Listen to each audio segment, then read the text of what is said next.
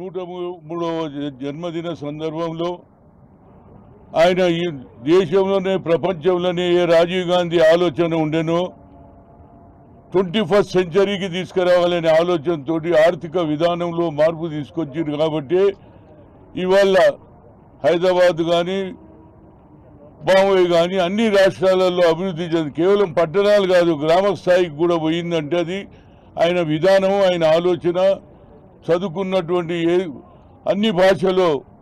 ఏ భాష అనే కాదు అన్ని భాషలు తెలిసినటువంటి వ్యక్తి ఆయన చేసిన ఆలోచనలు ఫ్యూచర్లో కూడా నాకు ఒక అదృష్టం ఏంటంటే ఆయనను ఏఐసిసి అధ్యక్షుడు చేయడానికి మెంబర్షిప్ చేసి అదేవిధంగా నంద్యాలలో పోటీ చేసినప్పుడు నేను పిసిసి అధ్యక్షుడిగా పనిచేసిన అలాంటి అనుభవం కలిగిన వ్యక్తి ఆ రోజులలో చెప్పే హనుమంత్ బడుగు బలైన వర్గాల గురించి కొట్లాడాలంటే సూర్యాపేటలో బహిరంగ సభ పెట్టాను గ్రాండ్ సక్సెస్ అయింది ఆయన ఎప్పుడు కూడా బడుగు బలైన వర్గాల గురించి ఆలోచించి అంతేకాదు ఆనాడు ఉన్నటువంటి ఇందిరాగాంధీకి చెప్పారు భూ సంస్కరణ అమలు చేయాలి భారతదేశంలో ఒక్కొక్కరి దగ్గర 1000 ఎకరాలు 500 300 ఎకరాలు ఉంటే పేదవాడు ఉంటే భూ సంస్కరణ అమలు చేస్తే ఆనాడు ఉన్నటువంటి పరిస్థితుల్లో ఆయన ముఖ్యమంత్రి ఉంటే ఈ ఎవరికైతే ఎక్కువ భూములు ఉన్నవారు ఆయన భూములన్నా వంచుతున్నారు ఆయన ముఖ్యమంత్రిని కూడా దించడానికి ప్రయత్నం చేసిన భాగం ఏదైనా ఆయన ఆలోచనలు తప్పనిసరిగా పిసిసి మాజీ పిసిసి అధ్యక్షుడిగా ఆయనకున్నటువంటి అనుభవం ఆయనతో నాకు సత్సంబంధాలు ఉండే యువజన కాంగ్రెస్ అప్పటి నుంచి నాకు పరిచయం ఎప్పుడు కూడా పేదవాని గురించి ఆలోచన చేసే వ్యక్తి అందులో ఆనాడు అందరూ కూడా రాజీవ్ గాంధీ చనిపోయినప్పుడు అందరూ కూడా ప్రధానమంత్రి కావాలని ఆలోచన చేస్తే మా సోనియా గాంధీ కేవలం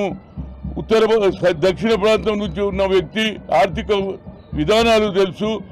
ప్రతి రెజల్యూషన్ కూడా వారే రాసేది ఏఐసిసిలో అది పొలిటికల్ రెజల్యూషన్ కానీ అన్ని రెజల్యూషన్ ఆయననే చెయ్యాలని ఆనాడు చాలామంది పెద్దలు ప్రయత్నం చేసినా మా సోనియా గాంధీ గారు ఆయన నేను ప్రధానమంత్రి చేస్తే ఆ తర్వాత ఆయన ఏఐసిసి అధ్యక్షుడుగా అయ్యి భారతదేశంలో మంచి పేరు సంపాదించుకున్నాడు ఆయన ఆలోచనను ఫ్యూచర్లో కూడా అయితే మాజీ పిసిసి అధ్యక్షుడిగా తప్పనిసరిగా నా ప్రయత్నం చేస్తాం ఎందుకంటే ఆయన అడుగుజాడల్లో ఇవాళ మా రేవంత్ రెడ్డి కూడా తప్పనిసరిగా ఆయన ఆలోచనను ఇంప్లిమెంట్ చేస్తాడు అదేవిధంగా సోనియా గాంధీ గారు ఇచ్చిన 6 డిక్లరేషను